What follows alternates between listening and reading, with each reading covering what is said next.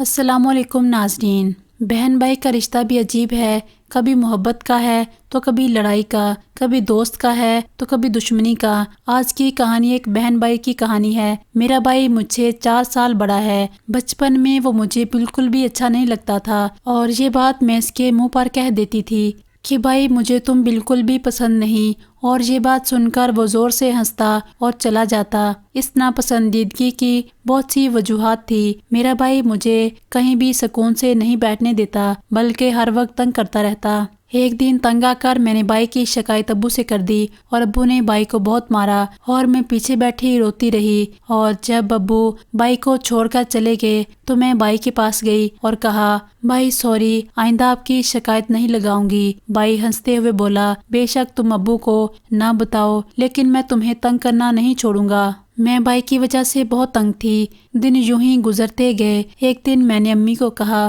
کہ یہ بھائی مجھے بالکل بھی پسند نہیں، لیکن امی نے کہا، تمہیں وہی بھائی پسند نہیں جو تمہیں اتنا پیار کرتا ہے۔ میں حیرت سے بولی کہ امی، میں تو بھائی کو بالکل بھی پسند نہیں، اس لیے تو مجھے اتنا تنگ کرتا ہے۔ امی مسکرائی اور بولی کہ نہیں، ایسا نہیں ہے، بھائیوں کے محبت کرنے کا انداز ایسا ہی ہوتا ہے، وہ بہنوں کو تنگ کر کے اپنا پیار جتاتے ہیں۔ اس انکشاف کے بعد میں نے بھائی سے چڑنا چھوڑ دیا اور میری بھائی سے دوستی ہو گئی، اور بھائی کالج میں چلا گیا اور میں 7ویں کلاس میں ہو گئی۔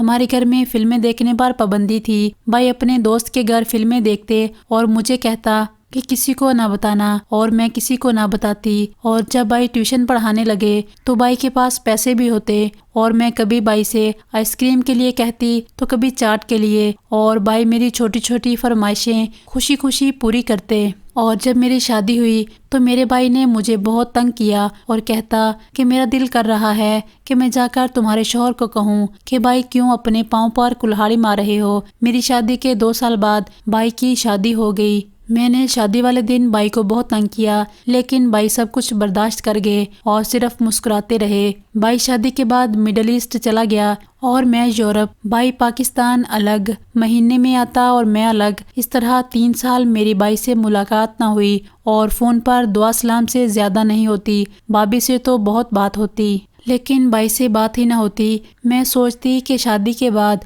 بھائیوں کو بہنیں یاد نہیں آتی، شاید اس لیے خاموش ہو جاتی۔ 3 سال بعد ایک دن بھائی کا فون آیا کہ تم اس سال پاکستان کب آؤ گی؟ میں تم سے اس بار ملنے آؤں گا، بہت عرصہ ہوا تمہیں دیکھے ہوئے۔ اس دن میں بہت روئی۔ میں سوچتی تھی کہ شادی کے بعد بھائیوں کو بہنوں کی یاد بھی نہیں آتی۔ میں پاکستان گئی تو بھائی مجھ سے ملنے آیا۔ بھائی بہت بدلا بدلا سا لگا، نہ اس کی آنکھوں میں شرارتی چمک تھی اور نہ ہی وہ ہنسی تھی، اور وہ تھوڑا سا اداس لگا۔ میں اسے اس کی اداسی کی وجہ بھی نہ پوچھ سکی، اور وقت گزرنے کے ساتھ ساتھ ہم بھی مڈل ایسٹ شفٹ ہو گئے۔